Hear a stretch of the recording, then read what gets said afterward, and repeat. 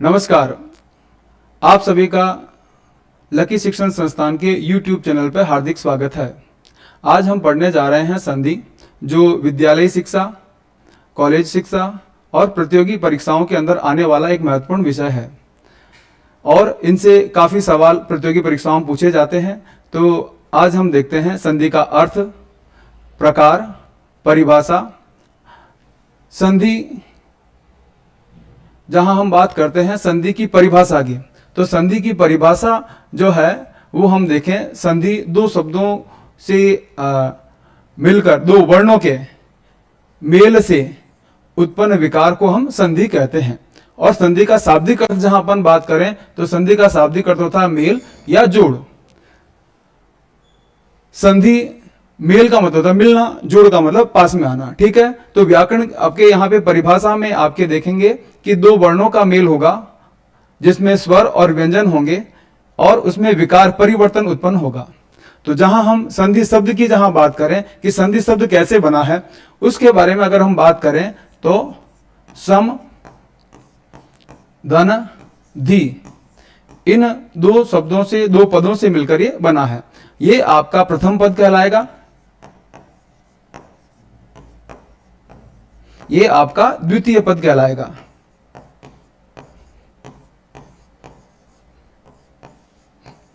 प्रथम पद का अंतिम वर्ण और द्वितीय पद का प्रथम वर्ण, है ना, इन दोनों का इसमें मेल होता है। जैसे कि परिभाषा में बताया है, इसको अगर हम विस्तार से देखें तो स, इसमें अ की मात्रा, म हलंत, पहला पद हुआ, दूसरा पद होगा ध और इसमें ई की मात्रा। तो प्रथम पद का अंतिम वर्ण म और द्वितीय पद का प्रथम वर्ण ध, ये दोनों इसमें मिलते हैं। तो अब यहां पर इस म और ध के मिलने से ये जो आपका म है वो या तो अनुस्वार में परिवर्तित हो जाएगा या आपके प्रथम पद के पंचम वर्ण में त थ द ध न, इसमें परिवर्तित हो जाता है। तो ये आपके इस तरह से दो वर्णों के मिलने से आपके जो विकार उत्पन्न हुआ ये अनुस्वार में परिवर्तित हो गया या आपके आधे न में परिवर्तित हो गया, है ना, हलंत में परिवर्तित हो गया, ये आपकी संधि कहलाता है। तो संधि का अर्थ और संधि की परिभाषा समझ में आई होगी आपके। आगे देखते हैं संधि के प्रकार। जैसा कि अभी अपन ने वर्णों के बारे में बताया कि वर्ण भाषा की सबसे छोटी इकाई जिसके और टुकड़े ना हो, ये दो प्रकार के होते हैं, स्वर और व्यंजन। और उसी के आधार पर प्रथम पद का जो अंतिम वर्ण है, प्रथम पद का अंतिम वर्ण स्वर है तो वो स्वर संधि हो जाएगी। जैसे यहां पर अगर आपके स्वर है तो ये क्या हो जाएगा, ये स्वर संधि में आएगी। और इधर भी आपके क्या होना चाहिए, स्वर होना चाहिए। तो स्वर और स्वर मिलकर जो बनते हैं वो स्वर में ही परिवर्तित होते हैं और ये आपके स्वर संधि में आता है। तो संधि का पहला प्रकार हुआ स्वर संधि। अब उसके बाद जब अपन व्यंजन संधि की बात करते हैं तो प्रथम पद आपका व्यंजन होना चाहिए। अब आगे उसके व्यंजन भी हो सकता है और उसके आगे स्वर भी हो सकता है और दोनों व्यंजन हो सकते हैं। अगर इनमें से किसी भी प्रकार का अगर मेल होता है तो आपके स्वर संधि कहलाएगी। जैसे स्वर है, ठीक है, इधर स्वर भी हो सकता है, इधर स्वर और इधर अगर व्यंजन अगर हो रहा है तो ये सारे आपके व्यंजन संधि के अंतर्गत आएंगे। तो इस तरह से व्यंजन आना चाहिए, चाहे पहले पद का अंतिम वर्ण हो चाहे द्वितीय पद का प्रथम वर्ण हो। अगर व्यंजन है कहीं पर भी मेल में तो वो आपके क्या कहलाएगी, व्यंजन संधि कहलाएगी। अब संस्कृत के जो मूल शब्द हैं, संस्कृत के मूल शब्दों में विसर्ग का प्रयोग होता है। तो अगर प्रथम पद का अंतिम वर्ण अगर विसर्ग है और इधर आपके स्वर या इधर कोई व्यंजन कुछ भी हो सकता है, अगर प्रथम पद का अंतिम वर्ण विसर्ग है तो वो विसर्ग संधि होगी। तो अभी तक अपन ने देखा स्वर संधि का अर्थ, परिभाषा और प्रकार। अब हम स्वर संधि को विस्तार से देखते हैं। स्वर संधि क्या है? स्वर संधि की जहां हम बात करें तो वही स्वर संधि दो स्वरों के मिलने से होने वाले परिवर्तन या विकार को हम स्वर संधि कहते हैं। ठीक है। स्वरों की जहां हम बात करें तो स्वर आपके अ, आ, इ, उ, ऊ, री, ए, ऐ, ओ, औ। ये 11 स्वर होते हैं। स्वर संधि में 11 स्वर ही मिलेंगे और 11 स्वरों का ही आपके मेल होगा और विकार उत्पन्न होगा। तो सबसे पहले हम बात करें कि जैसे आपके एक उदाहरण से आप समझिएगा, जैसे विद्यालय। विद्यालय जो शब्द है इसमें 2 पद आते हैं, एक तो विद्या और दूसरा है आलय। हम पहले इन शब्दों को अलग अलग करना सीखें। जैसे इसमें कितने वर्ण मिले हुए हैं, तो इसमें व, इसमें ई की मात्रा, फिर द, उसमें य और इसमें अ की मात्रा, और इधर आलय में आ, फिर ल हलंत, अ की मात्रा, य और अ की मात्रा इसमें रहती है। तो यहां पर ये आपके विद्या आ और ये आलय का आ, ये दोनों मिलकर एक आ में परिवर्तित होते हैं। अतः 2 स्वरों का मेल होता है, परिवर्तन होकर एक में परिवर्तित हो गए। ये आपके क्या कहलाएंगे? ये आपके स्वर संधि कहलाएगी। तो बच्चों स्वर संधि आपका अर्थ क्या है, परिभाषा क्या है, आपको समझ में आई होगी। अब हम आगे देखते हैं स्वर संधि के प्रकार। स्वर संधि के प्रकारों में हमको कुछ ट्रिक भी ध्यान में रखनी होगी, कुछ मात्राओं पे अपने को ध्यान रखना होगा। अगर हम बात करें तो स्वर संधि को हम मुख्यतः 5 प्रकार में बांटते हैं, जिसमें पहला आपका दीर्घ संधि आता है, दूसरा गुण संधि, तीसरा वृद्धि संधि, चौथा यण संधि और 5वां अयादि संधि।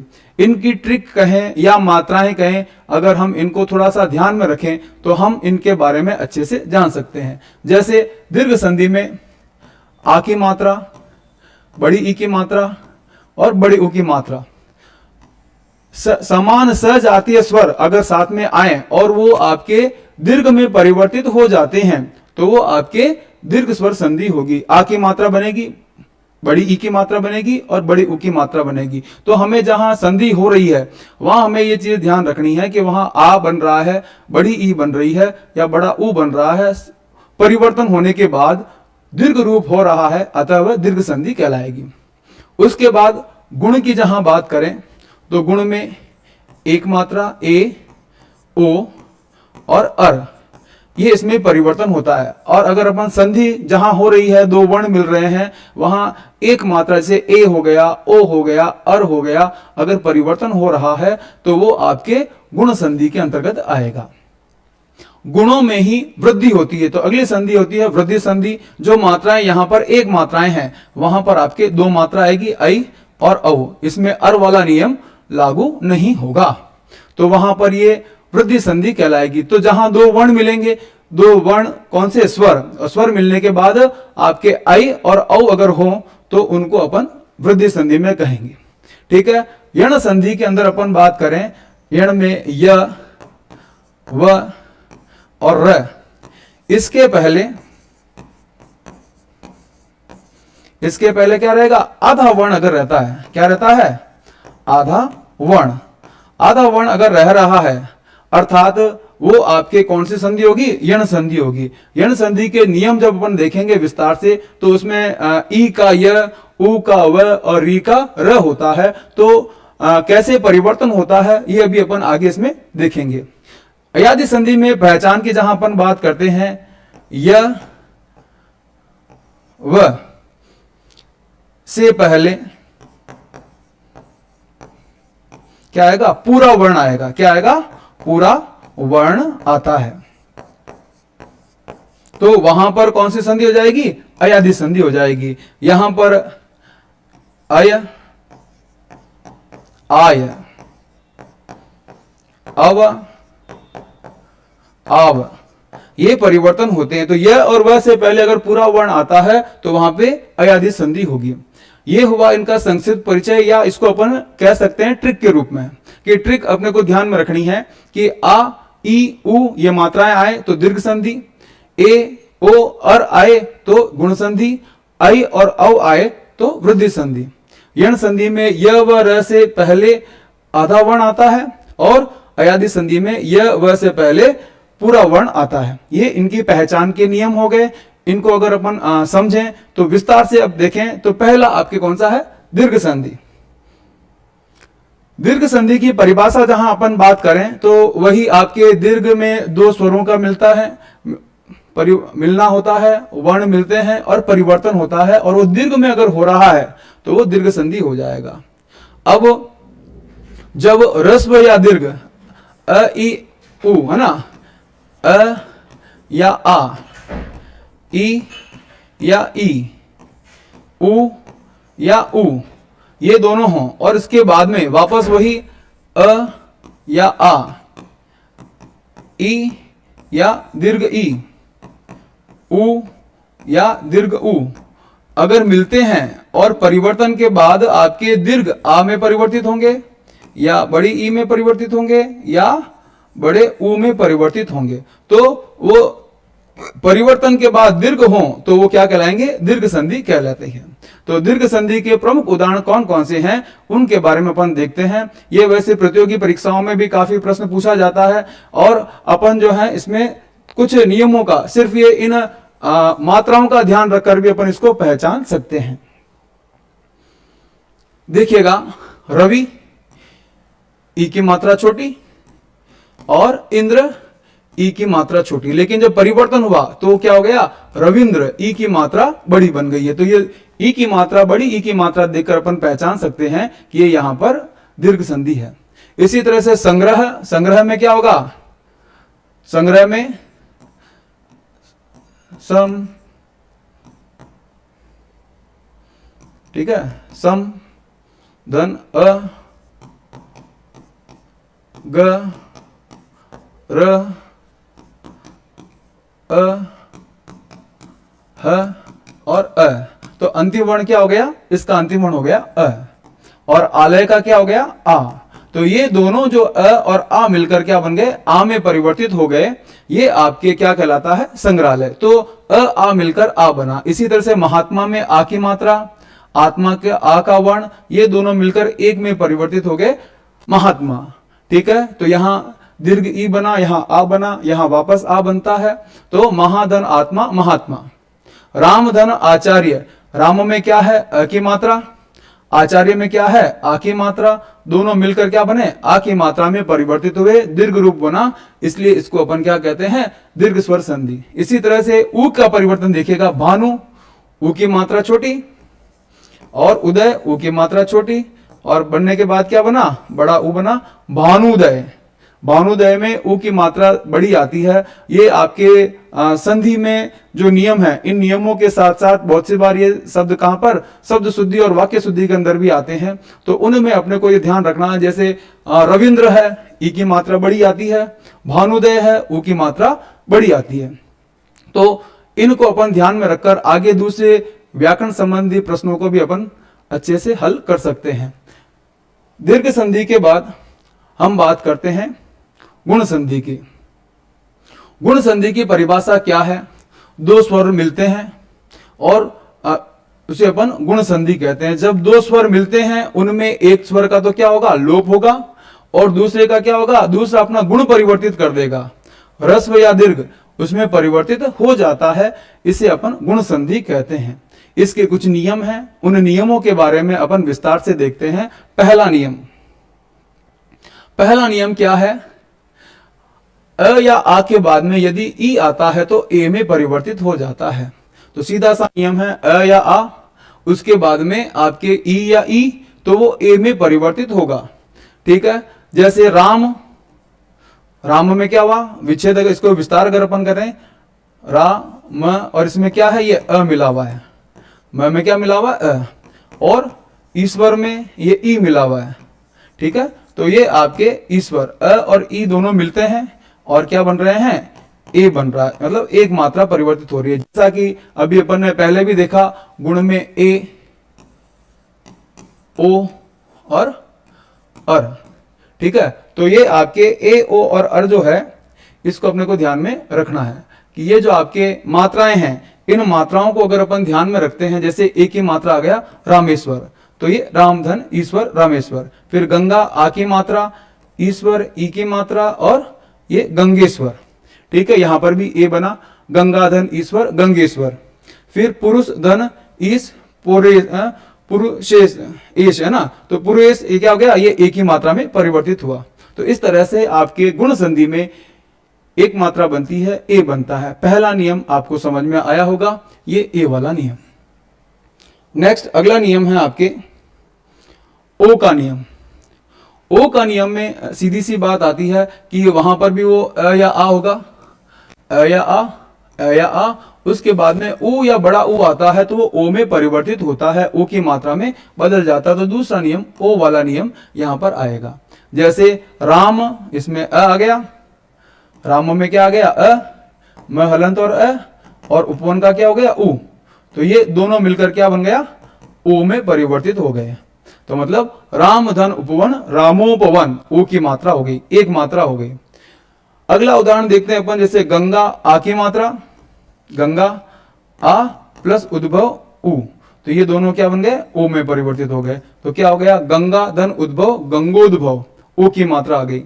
इसी तरह से पुरुष में क्या हो गया, सहलंत, इसमें अ की मात्रा, और उपासना में उ, ये दोनों मिलकर क्या बन गया, हो गया। तो पुरुष धन उपासना पुरुषोपासना।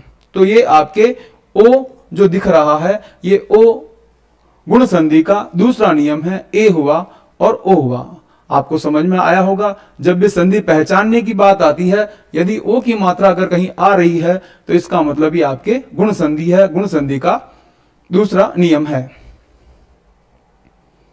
तीसरा नियम, वही अ या आ के बाद में यदि री आता है तो वो अर में परिवर्तित हो जाता है। ठीक है, जैसे आपके राम धन ऋषि, तो क्या आ जाएगा, रामर्षि, रामर्षि। इसी तरह से महाधन ऋषि में क्या हो जाएगा, महर्षि। अब महा आ की मात्रा है लेकिन ये अर में परिवर्तित होता है, इसलिए इसको अपन जब संधि करेंगे तो महर्षि अपन लिखेंगे। क्यों, क्योंकि ये अर में परिवर्तित होता है। आ भी है वो भी अ में परिवर्तित हो जाएगा। तो जहां री के उदाहरण होते हैं वहां अर का परिवर्तन होता है। अतः ये आपके गुण संधि आपके समझ में आई होगी। गुण संधि में ए ओ अर, तीन नियम अपन ने देखे। नेक्स्ट देखते हैं वृद्धि संधि। वृद्धि संधि में सीधा सा यह है कि गुण है, गुणों की मात्राओं में वृद्धि होती है। जैसे आपके ए की मात्रा थी वहां आई हो जाएगी, ओ था वहां पे औ हो जाता है। ठीक है, तो वृद्धि, गुणों में वृद्धि होती है। ऐसा अगर अपन इसको याद रखें या अपन इसकी मात्राओं को अगर अपन देखें, इन मात्राएं जहां दो मात्राएं दिखेगी ऊपर, उन मात्राओं में वृद्धि संधि होती है। यह इसकी पहचान है। जहां अपन परिभाषा की जहां अपन बात करें तो वृद्धि दो शब्दों के दो वर्ण होने चाहिए। दो वर्णों के मिलने से बनने वाला वर्ण है, जिसमें पहले शब्द का अंतिम स्वर क्या रहेगा, अ या आ रहेगा, के स्थान पर क्या आ जाएगा, ऐ या औ में परिवर्तित हो जाता है। पहला नियम यह है कि यह तब होता है जब पहले शब्द के अंत में क्या हो, अस्वर हो, अ या आ, उसके बाद में शुरुआत में ए ऐ ओ औ, जो आपके बने थे किससे, गुण संधि से। अगर वो आते हैं तो ये परिवर्तन ऐ या औ में हो जाता है। उदाहरण से अपन इसको समझेंगे अच्छे से। वृद्धि संधि के नियम, वृद्धि संधि के नियम क्या है, यदि अ है और उसके दूसरे स्थान पे ए या आई होता है तो अ के स्थान पर क्या आ जाएगा, ए के स्थान पर आई आ जाएगा, दो मात्राएं आ जाएगी। अब यहां पे यदि शब्द के पहले अंत में आ आता है और दूसरे स्थान पर क्या है, आई या आई हो, तो आ के स्थान पर भी क्या आएगा, आई आएगी, दो मात्राएं आएगी। इसी तरह से अ या पहला अ हो और उसके स्थान पर अगर ओ या औ हो तो अ के स्थान पर क्या हो जाएगा, परिवर्तन हो गया, ये आपके औ आ जाता है। ठीक है, चौथा नियम ये है कि आ अगर हो और उसके बाद में ओ या औ अगर हो तो आ के स्थान पर क्या हो जाएगा, आ के स्थान पर औ आ जाता है, ये परिवर्तन होता है। ये दो मात्रा वृद्धि होती है। यहां तक आपको चार नियमों के आधार से समझ में आया होगा। अब इनके उदाहरण देखते हैं। उदाहरण में अपन को और अच्छे से स्पष्ट हो जाएगा।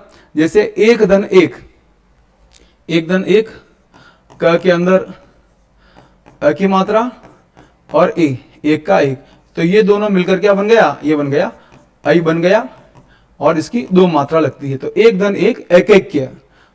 तो समझ में आया होगा कि जहां दो मात्राएं आती है उन दो मात्राओं से अपने को पहचानना है कि यहां गुणों में क्या हो गई है, वृद्धि हो गई है, वृद्धि संधि का उदाहरण है। नेक्स्ट, मत धन ऐक्य, त के अंदर क्या मिला हुआ है, त के अंदर अ मिला हुआ है, और उसमें ऐक्य में मिलने के बाद ये अ के स्थान पर क्या हो जाएगा, ये अ के स्थान पर आई हो जाता है, आई की दो मात्रा लगती है, तो मतैक्य। तो इस तरह से ये दो मात्रा जहां आती है, आई की मात्रा जहां आती है, वहां पर आपके वृद्धि संधि होगी। नेक्स्ट, औ का उदाहरण देखते हैं, जैसे गंगा आ की मात्रा और औग, तो ये औ, तो ये गंगो, ये आपके दो मात्रा हो जाती है। तो यहां तक आपके दीर्घ संधि, गुण संधि और वृद्धि संधि पूरी हुई। ये गुण और वृद्धि दोनों एक साथ अगर अपन समझते हुए करें तो ज्यादा सही रहेगा, और यण और अयादि दो संधियों को अगर अपन साथ में समझते हुए करें तो ज्यादा आसान रहेगा समझने में। देखिएगा अगली संधि यण संधि। यण संधि की परिभाषा साधारण सी है कि यण में क्या होता है कि जब दो शब्दों के जुड़ने, शब्द मतलब वही अंतिम वर्ण के शब्द रहेंगे, बनने पर विशेष प्रकार का परिवर्तन होता है। अब यहां पर विशेष परिवर्तन, नया परिवर्तन होगा। इसमें पहले शब्द या पहले पद के अंत में आने वाला स्वर क्या होगा, ई, उ या री हो, और दूसरे शब्द के शुरुआत में कोई भी स्वर हो सकता है। समान स्वर होंगे तो वो दीर्घ हो जाएंगे, लेकिन असमान अगर स्वर होते हैं तो उसके बाद उसमें परिवर्तन होता है। ई का य, उ का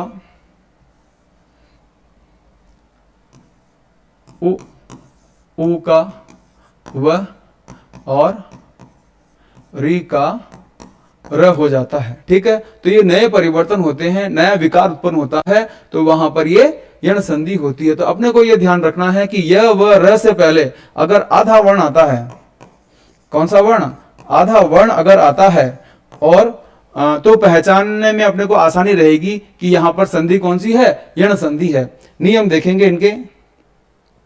पहला नियम, तीन नियमों में पहला नियम ई का नियम। कौन सा नियम, ई का नियम। इस ई के नियम के आधार पर अगर अपन देखें तो ई के बाद में यदि कोई दूसरा स्वर आए, ई अगर आएगा तो दीर्घ हो जाएगा, ये अपन ने पढ़ा किसमें, दीर्घ संधि में। और कोई अन्य अगर आता है तो ये य में परिवर्तित हो जाता है। जैसे यदि ई की मात्रा और अपि अन्य स्वर आया तो ये क्या हो गया, ई का हो गया य, तो क्या हो गया यद्यपि। इसको थोड़ा सा हम विस्तार से देखें तो य अ द ई, ठीक है, प्लस अ प ई, तो ये आपके ई मिला और अ मिला, तो इससे क्या हुआ, आपके ई का तो हो गया आपका यह, तो ये आधा हो गया। अब इसमें कौन सा है, ये आपके अ जुड़ जाता है, तो क्या बन गया ये आपके यद्यपि। यह के अंदर क्या मिल गया, ये द आधा हो गया। क्यों आधा हुआ, क्योंकि इसमें से ई की मात्रा अपने कम हो गई। तो अपन जब पहचान करते हैं कि यह व और र से पहले आधा वर्ण अगर आ रहा है तो संधि कौन सी हो गई, यण संधि। ठीक है, तो ये पहचानते समय जैसे यह के पहले आधा त आ रहा है तो सीधा ही देखते अपन पहचान सकते हैं कि आधा वर्ण अगर आ रहा है तो वो आपके यण संधि होगी। अब जब परिवर्तन होगा तो ई का हो गया यह, तो यहां पर इति ई और आ, तो ये क्या हो गया। अब जब ये आपके विच्छेद करने का थोड़ा सा आप नियम समझ लें कि यदि इत्यादि का हमें विच्छेद करना है तो उस समय अपने को क्या करना है, ई का हो गया यह, तो यह अगर आता है तो पीछे वाले वर्ण में ई की मात्रा ही लगेगी, क्योंकि ई का ये हुआ तो क्या हो जाएगा इति प्लस, इस यह से पूछो तुम्हारे पास क्या है, कौन सा वर्ण है, तो यह के पास में आ की मात्रा है तो इधर अपने क्या आ जाएगा आदि, तो ये इति प्लस आदि दोनों मिलकर क्या बनेंगे, इत्यादि बनेंगे। तो संधि करते समय, संधि विच्छेद करते समय इन चीजों का अपने को ध्यान में रखना है। नियम अगर अपने को पता है तो कहीं कोई दिक्कत नहीं होने वाली है। अगला नियम देखते हैं यण संधि का। उ के बाद यदि कोई असमान स्वर आए, समान स्वर मतलब उ आएगा तो दीर्घ उ होगा, ये अपन ने दीर्घ में पढ़ा। अब आपके उ का क्या हो जाता है, वह हो जाता है, तो क्या हो गया आपके सु में क्या है, उ की मात्रा प्लस आगत, तो ये आ, तो ऊ का क्या हो गया, वह हो गया। तो वह होने से क्या हो गया, ये स आधा हो गया। समझिएगा यहां पर स आधा क्यों हुआ, वह से पहले आधा वर्ण आया क्यों, क्योंकि इस ऊ का अपन ने वह बदल लिया और इस आ को अपन ने किसके साथ जोड़ दिया, वह के साथ जोड़ दिया। तो ये क्या बन गया, स्वागत। तो ये आधा से हो गया स हलंत, वह में आकी मात्रा मिली और फिर ये गत, तो क्या बन गया, स्वागत। समझ में आया होगा कि अगर यह वह और र से पहले आधा वर्ण आए तो वह से पहले आधा वर्ण। इसी तरह से वध्वर्पण, तो यहां पर क्या है, वधु, उ की मात्रा बड़ी, अर्पण तो ध तो क्या हो गया, आधा हो गया, और उ का क्या हो गया, वह हो गया, और वह में क्या मिल गया, अ मिल गया, तो क्या हो गया, वध्वर्पण। वध्वर्पण का मतलब सीधा सा यह है कि वधु का आगम, है ना। तो यहां पर संधि कौन सी हो जाएगी, संधि हो जाएगी आपके यण संधि। तो यण संधि का दूसरा नियम आपके समझ में आया होगा। तीसरा नियम अपन देखें तो तीसरा नियम आपके आता है री का नियम। री के बाद यदि कोई स्वर आता है, दीर्घ, अगर री के बाद री आता है तो ये आपके संस्कृत में दीर्घ संधि होती है। अपने हिंदी के अंदर ऐसे जो कठिन शब्दों का और दीर्घ री का अपने प्रयोग नहीं होता है, अतः ये यहाँ पर नहीं आती है। अगर हिंदी के जहां अपन बात करें तो री के बाद कोई असमान स्वर आता है तो री का र हो जाता है। जैसे मातृ धन आदेश, ये ऋषि, मातृ त्र के अंदर मिला हुआ, तय के अंदर मिला हुआ ये री, और इसके बाद में अगर आ है, आदेश का आ, तो ये री और आ क्या बन गया, ये र में परिवर्तित हो गया। तो ये क्या हो गया, त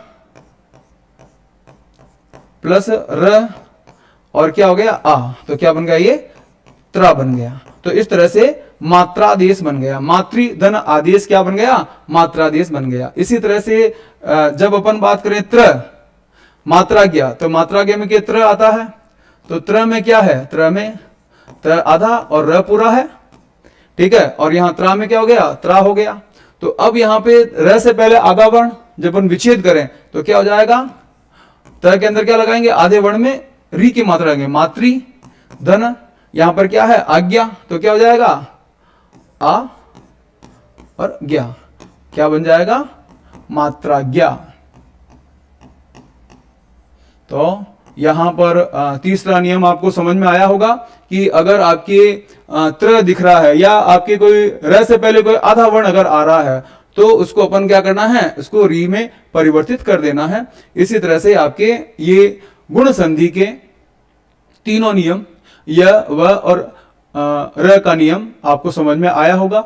अगली संधि अपन देखते हैं अयादि संधि। अयादि संधि की परिभाषा जहां अपन बात करें तो अयादि संधि में भी दो शब्दों का मेल होता है, एक खास नियम लगता है। इसमें स्वर संधि का एक ये प्रकार है, अंत में अगर ए आई ओ औ हो और उसके बाद में यदि कोई दूसरी कोई वर्ण से अगर शुरुआत होती है, कोई भी स्वर अगर आ रहा हो तो वह पहला स्वर बदल जाता है। कौन सा, ए आई ओ औ परिवर्तित हो जाएगा। जैसे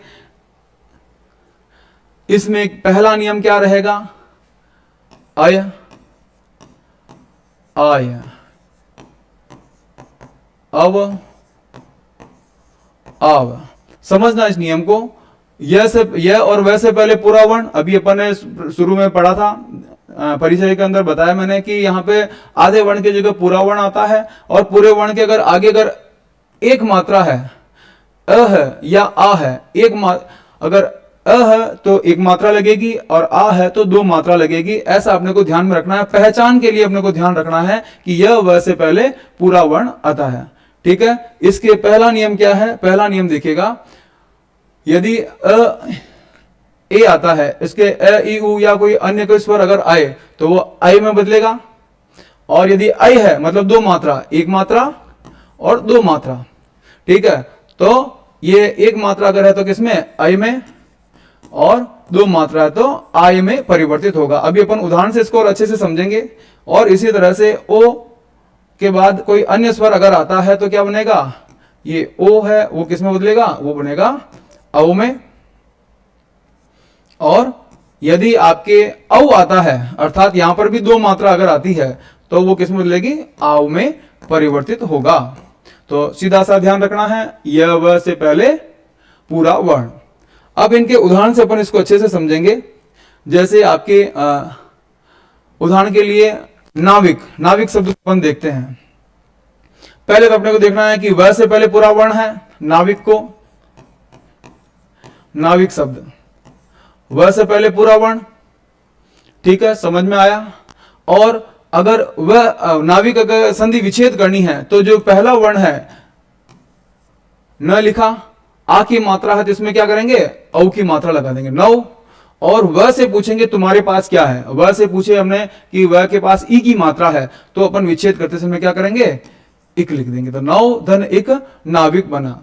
अब संधि हुई कैसे, औ हो गया, औ के बाद ई आया, तो ये औ किसमें बदला, ये आव में परिवर्तित हो गया। तो संधि विच्छेद कैसे करना है, संधि करनी कैसे है, सिंपल सा नियम है। यदि आ की मात्रा आए तो दो मात्राएं आएगी, आई या ए में, और अगर वह आता है तो ओ या औ आता है। जैसे भवन, भवन में क्या हो गया, अब यहाँ पे अ की मात्रा अ आ रहा है भवन में, तो क्या हो जाएगा भ, इसमें ओ की मात्रा और वह न, तो ये क्या हो गया, ये भवन बन गया। भव प्लस अन, भव प्लस अन, तो ये क्या बन गया, भवन। ओ का क्या हो गया, ओ का हो गया अव, तो भवन शब्द बना। इसी तरह से चयन की जहां अपन बात करते हैं तो यहां पे एक ही मात्रा आएगी, चे प्लस अन चयन, ठीक है, और ने प्लस अन नयन, ठीक है। इसी तरह से वह के नियम पौ धन इत्र पवित्र, पौ धन अक पावक। पवन और पावक से इसको अपन थोड़ा और स्पष्ट समझ सकते हैं। अगर हम इसे देखें कि भाई दो ही उदाहरण से अपन इसको समझें वापस एक बार से कि भाई ये चला कैसे का काम हुआ, तो पवन और पावन दो शब्द अपन लेके देखते हैं।